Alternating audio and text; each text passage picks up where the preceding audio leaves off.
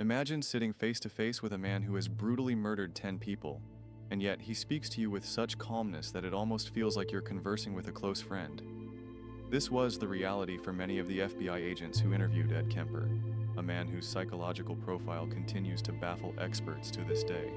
But what made Ed Kemper's mind so chilling, so dangerous? What was it about his psychology that turned him into the monster he became? Ed Kemper's behavior in interviews is one of the most chilling aspects of his case. He wasn't just a killer, he was a psychopath.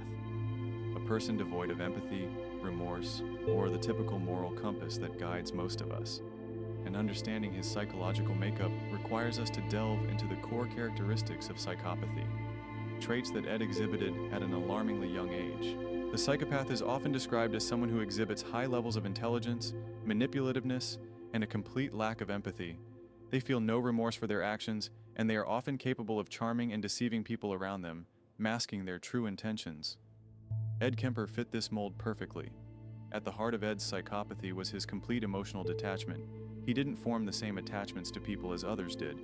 He didn't care about hurting others. In fact, he enjoyed it. He later confessed that killing his victims gave him a sense of power, the ultimate control over life and death.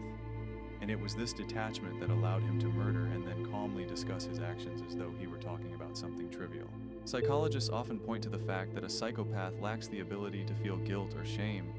When Ed Kemper was asked about the murders, he spoke about them without hesitation, without an ounce of remorse.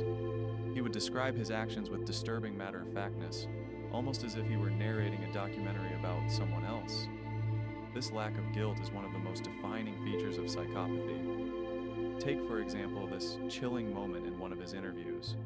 Ed describes the murder of his mother, Clarnell, with an eerie calmness.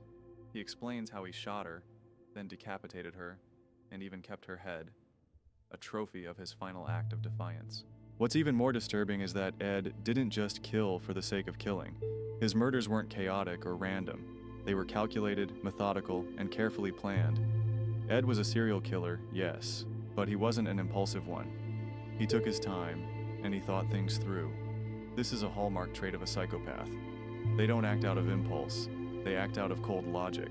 Watch out for part 4. Subscribe now.